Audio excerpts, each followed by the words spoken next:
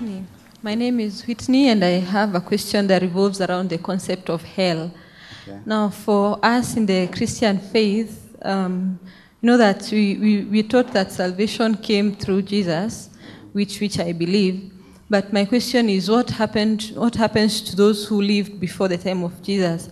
Yeah. Guys like King David, who led battles and killed people, and Abraham. What happens to the people who died before they were saved, but because they did not know about Jesus? About Jesus. Or in the Old Testament, what happened to those guys?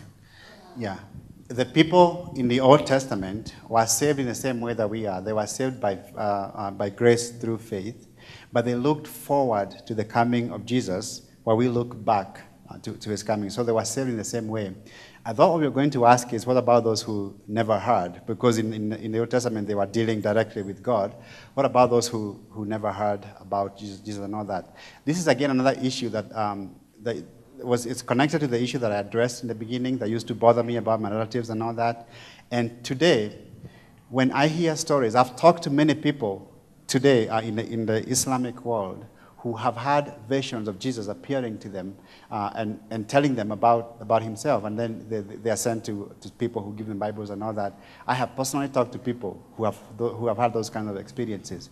And when you look at the book of Job, for example, in the Bible, the book of Job is considered by scholars to be the oldest book that we have, not Genesis and all that. He was not an Israelite. Job was not an Israelite.